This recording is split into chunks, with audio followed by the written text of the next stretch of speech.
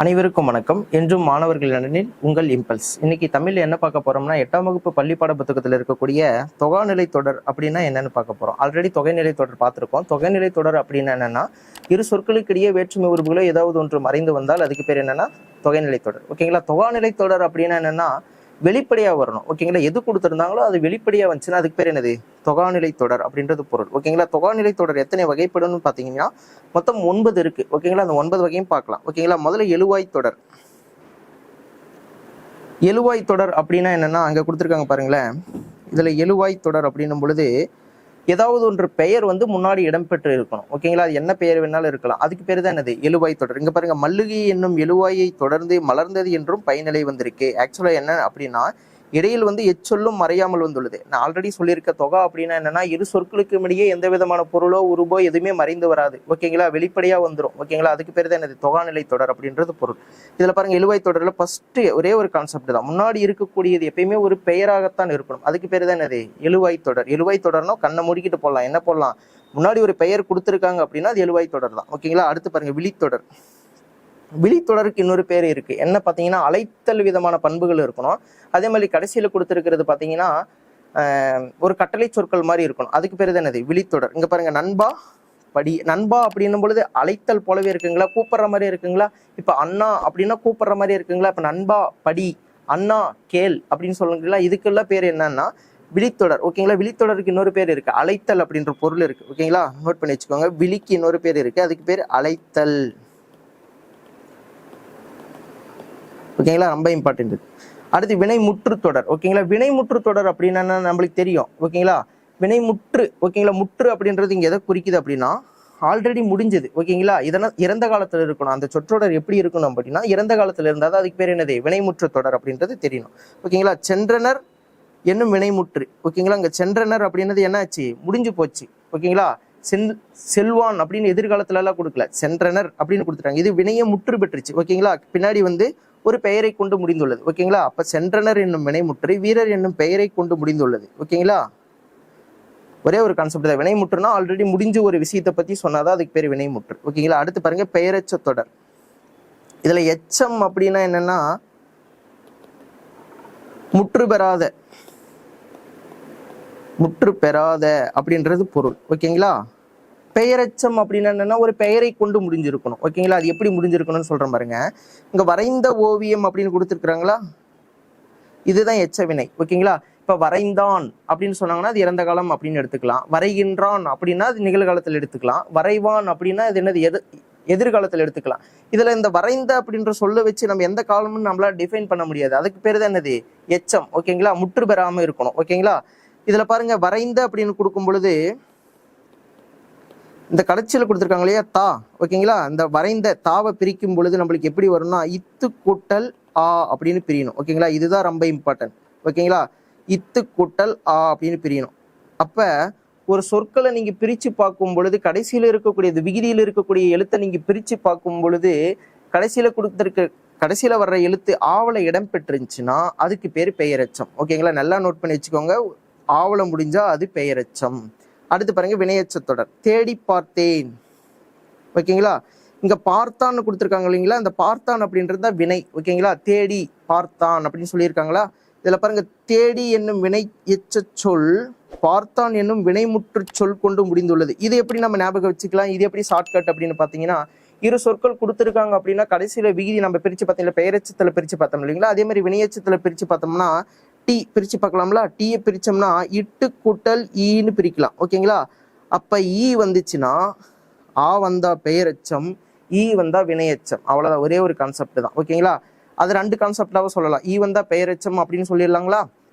அடுத்து பாருங்க, பார்த்தான் அப்படின்னு சொல்லியிருக்காங்களா. இந்த பார்த்தான் அப்படின்றது என்னன்னா ஒரு வினைதான். நடந்தான், வந்தான், போனான், சென்றான், உறங்கினான், இதெல்லாமே என்னதான் ஒரு ஆக்ஷனை குறிக்கிற மாதிரி இருக்கு. ஓகேங்களா. அப்ப இது என்னதான் வினையச்சம். ஃபர்ஸ்ட் எதை கன்ஃபார்ம் பண்ணணும் அப்படின்னா ஆவலம் முடிஞ்சிருக்கா, அப்ப அது பெயரச்சம். ஓகேங்களா. அப்ப கடைசியில ஒரு பெயரை கொண்டு முடிஞ்சிருக்கா அப்படின்னு பார்க்கணும். ஓகேங்களா. ஃபர்ஸ்ட் விதி என்னன்னா ஆவலம் முடிஞ்சா பெயரச்சம், கடைசியில ஒரு பெயரை கொண்டு முடிஞ்சிருக்கா அப்படின்னு பார்க்கணும். அப்ப இது 2 விதியுமே சாட்டிஸ்பேக்ஷன் பண்ணுது. அப்ப இது பெயரச்சம் தான். வினையச்சத்துக்கு வரும்போது என்ன பண்ணணும் அப்படின்னா ஈல முடிஞ்சிருக்கா, ஓகே இது வினையச்சம் தான். 2வது விதி என்னன்னா கடைசியில கொடுத்துருக்கக்கூடிய சொற்கள் ஒரு வினை மாதிரி இருக்குங்களா. அங்க பாருங்க, பார்த்தான், சென்றான், இது மாதிரி இருக்கா. ஓகேங்களா. அப்ப அது என்னதான் வினையச்சம் தான். அப்ப ஈல முடிஞ்சா மட்டும்தான் வினையெச்சமானு கேட்டா கிடையாது. ஓகேங்களா, ஈ கமா ஊ ஓகேங்களா, இந்த 2 எழுத்துக்களுமே இடம்பெற்றிருந்தால் அதுக்கு பேர் என்னதான், வினையெச்சம் தான். அடுத்து பாருங்க, வேற்றுமை தொகாநிலை தொடர். ஓகேங்களா, கவிதையை எழுதினான் அப்படின்னு கொடுத்துருக்காங்களா. நம்மளுக்கு தொகாநிலை தொடர்னா என்னன்னு தெரியும்.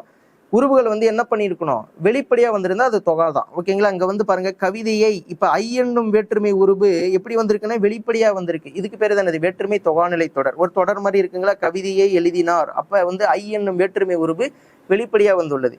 அடுத்து பாருங்க, இடைச்சொற்றொடர். இடைச்சொற்றொடர் அப்படின்னா என்னன்னா, இதுல மற்று அப்படின்றது எப்பயுமே இடைச்சொல் தான். ஓகேங்களா, அது மற்றும் இது சொல்லுங்களா, அது மற்றும் இது. அப்ப நடுவுல அதுக்கும் இதுக்கும் என்ன நடுவுல இடைச்சொல்லா வருதுன்னா மற்றும் அப்படின்றது இடைச்சொல்லா வருது. இதுல பாருங்க, மற்று பிறன்னு கொடுத்துருக்காங்களா, மற்று பிற. அப்ப இந்த 2 சொற்களுக்கும் இடையில இங்க பாருங்க, மற்று என்னும் இடைச்சொல் வெளிப்படையாக வந்துள்ளது. ஓகேங்களா, இங்க வெளிப்படையா வர்றதை பத்தி மட்டும்தான் பேசிக்கிட்டு இருக்கோம், மறைஞ்சு வர்றதை பத்தி பேச கிடையாது. ஓகேங்களா, அப்ப மற்று என்ற சொல் வெளிப்படையா வந்துள்ளதுனால இது என்னது, இடைச்சொற்றொடர் அப்படின்றது ஞாபகம் வச்சுக்கணும். அடுத்து பாருங்க, உரிச்சொற்றொடர். உரிச்சொற்றொடர் அப்படின்னா என்னன்னா, ஒண்ணு இருக்கு அப்படின்னா, ஒரு பெயர் சொல் இருக்கு, ஒரு வினை சொல் இருக்குன்னு வச்சுக்கோங்களேன், அதை வந்து மிகுதிப்படுத்தி சொல்வதற்காக வர்றதுதான் என்னது, உரிச்சொற்றொடர் அப்படின்றது நம்மளுக்கு தெரிஞ்சுக்கணும். ஓகேங்களா, அப்ப நன்று அப்படின்னாவே என்னதான், ஓகே நல்லா பண்ணியிருக்கான் அப்படின்றதுதான் பொருள். சாலவும் நன்று அப்படின்னா என்னன்னா, ரொம்ப நல்லா பண்ணியிருக்கான் ஓகேங்களா அப்படின்றதுதான் பொருள். ஒன்றை மிகுதிப்படுத்தி சொல்வதற்காக வர்றதுதான் என்னது, உரிச்சொற்றொடர். இப்ப ரீசெண்டா 2 படம் வந்துச்சு இல்லைங்களா, மாமன்னன் மாவீரன். இங்க பாருங்க, மாமன்னன் கொடுத்துருக்காங்களா, மாமன்னன். மன்னன் அப்படின்னாவே என்னதான், ஒரு அரசன் தான், உயர்ந்த அரசன் தான். மாமன்னன் அப்படின்னா என்னன்னா, மன்னர்களுக்கெல்லாம் மன்னன் அப்படின்னு சொல்லுவாங்க. ஓகேங்களா, அப்போ ஒரு பெயர் சொல்லோ வினை சொல்லோ இருக்கு அப்படின்னா அதனுடைய தன்மையை மிகுதிப்படுத்தி சொல்வதற்காக வர்றதுதான் என்னது, உரிச்சொற்றொடர். இப்ப மாவீரன். ஓகேங்களா, வீரன்னாவே என்னதான், போர்க்கலையில் சிறந்தவனை நம்ம வீரன்னு சொல்லுவோம். மாவீரன் அப்படின்னா என்னன்னா, அந்த வீரர்களையும் சிறந்த வீரன். ஓகேங்களா, இதுக்கு பேரு தான் என்னது, உரிச்சொற்றொடர். அடுத்தது பாருங்க, அடுக்கு தொடர். அடுக்கு தொடர்னா ஒரே ஒரு கான்செப்ட் தான். ஒரு சொல் இருக்கு அப்படின்னா 2க்கு மேற்பட்ட முறையில், ஓகேங்களா, 2க்கு மேற்பட்ட முறை, அதிகபட்சம் 4 முறை. ஓகேங்களா, 2க்கு மேற்பட்ட முறை அடுக்கி வரணும், அதே மாதிரி 4 முறை வரை அடுக்கி வரணும். இதுக்கு பேரு தான் என்னது, அடுக்கு தொடர் அப்படின்றது நம்மளுக்கு தெரிஞ்சுக்கணும். ஓகேங்களா, நன்று நன்று நன்றுன்னு கொடுத்துருக்காங்களா அடுக்கு தொடர்ல. இங்க பாருங்க, ஒரே சொல் பல முறை அடுக்கி வந்துள்ளதால் இது அடுக்கு தொடர். ஓகேங்களா, வேற ஒண்ணுமே கிடையாது. அடுத்து பாருங்க, சொற்களுக்கிடையே வேற்றுமை உருவுகள் மறைந்து வந்தால் அது வேற்றுமை தொகை. ஓகேங்களா, புக் பேக் ஆன்சர். தப்பா குறிஞ்சிட்டீங்கன்னா நோட் பண்ணி வச்சுக்கோங்க. ஓகேங்களா, அடுத்து செம்மரம் எப்படி பிரிக்கலாம்னா, செம்மை கூட்டல் மரம் இப்படி பிரிக்கலாம். இங்க மை விகுதி வர்றதுனால அதுக்கு பேர் என்னது, பண்பு. ஓகேங்களா, பண்பு தொகை. ஓகேங்களா, அது வேற மாதிரி எப்படி பிரிக்கலாம்னா, செம்மையான மரம் அப்படின்னு பிரிக்கலாம், செம்மை ஆகிய மரம் அப்படியும் பிரிக்கலாம். அடுத்து பாருங்க, கண்ணாவா, நான் ஆல்ரெடி சொல்லியிருக்கேன் இல்லைங்களா, அழைத்தல். ஓகேங்களா, ஒருத்தரை கூப்பிடுற மாதிரி இருந்துச்சுன்னா அதுக்கு பேர் என்னது, விழி.